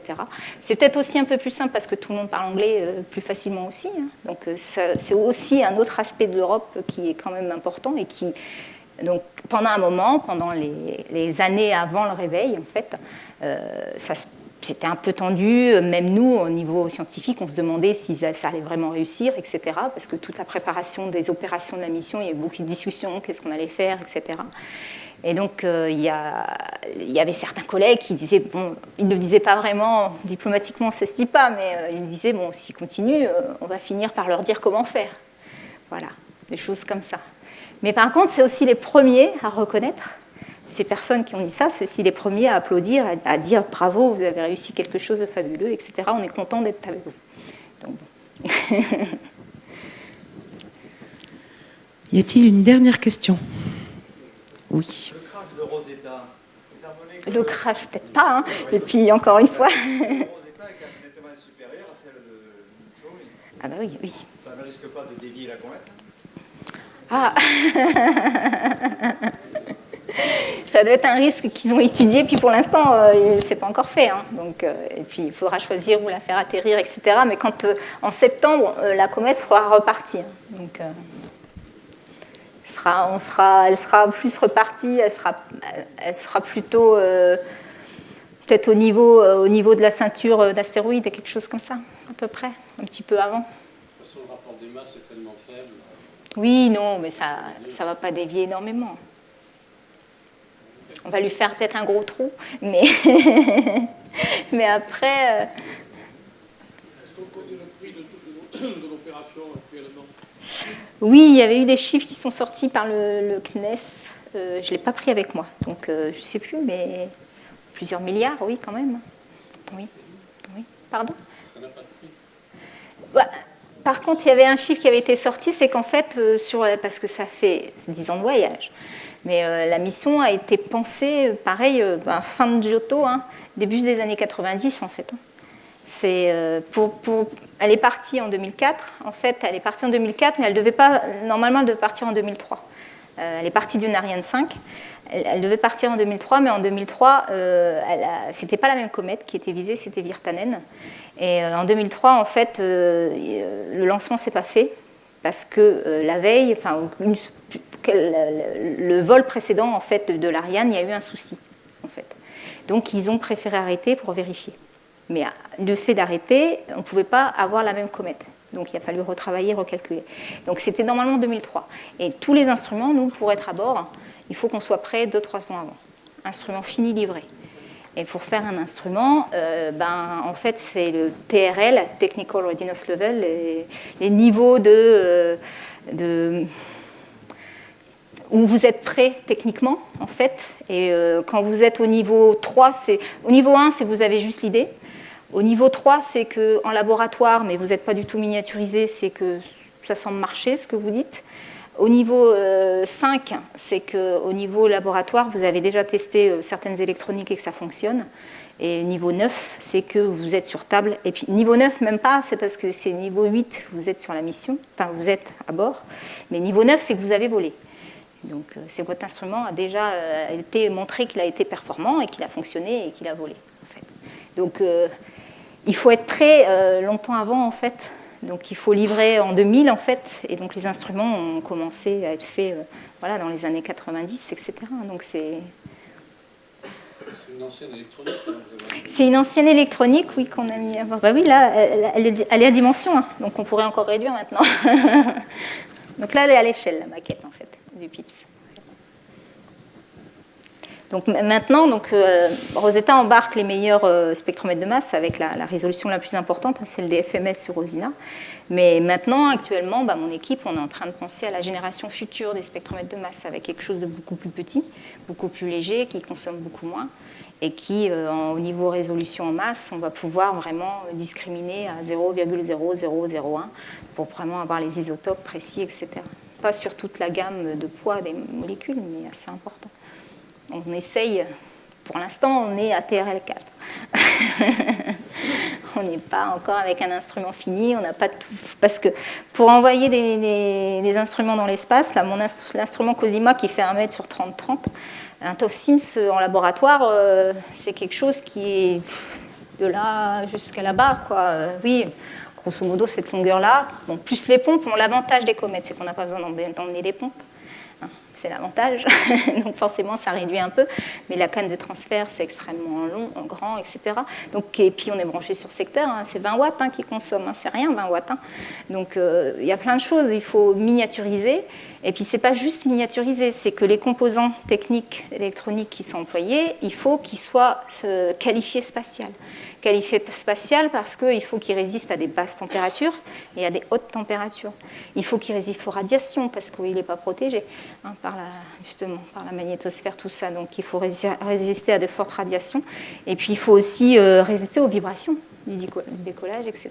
Donc enfin, un instrument, avant d'être embarqué, il y a plein de maquettes qui sont faites avec température, vibration, etc. Donc on s'amuse à casser notre jouet un peu avant, en fait, et de savoir s'il fonctionne. Donc on va vous souhaiter une bonne réussite dans ce projet, dans ces nouveaux appareils qui vont remplacer les générations d'aujourd'hui. On va vous remercier beaucoup. Merci à vous. C'était très intéressant. Et puis, moi, je vais vous donner les prochaines activités du Visiatome. Donc, le 16 mai, le samedi du grand week-end, c'est la nuit des musées. Et donc, on vous proposera une soirée nuit des musées. Et comme cette année, c'est l'année internationale de la lumière, le thème sera la lumière, avec une conférence sur les lasers, plein d'ateliers, et puis ensuite, du light painting, peindre avec de la lumière, et donc vous pourrez vous-même vous essayer à ce type d'art lumineux. Voilà, la suivante, la conférence des Amis du Visiatome, 21 mai, sera sur la voiture du futur. Et puis je vous parlerai du reste la prochaine fois. Je vous souhaite une bonne soirée. Je vous ai amené quand même des petites choses avant de partir, si vous voulez. Il y a des petits autocollants de la mission. Et puis là, vous avez les informations, là, je les cite, que je vous avais mis à la fin. Là. Donc les sites de l'ESA avec les pictogrammes, avec les adresses internet, si vous voulez, pour aller voir les informations. Et puis pour les enfants, ou les grands, moi j'ai fait ma maquette aussi.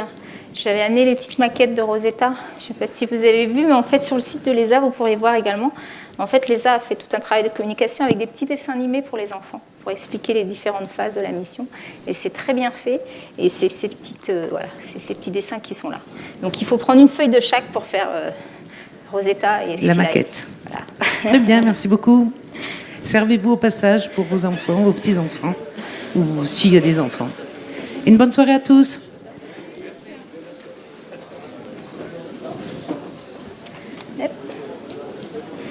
À l'échelle avec le petit bonhomme. Oui, voilà. Donc, est-ce que vous retrouvez mon instrument? Alors, le vôtre, c'était devant quelque part.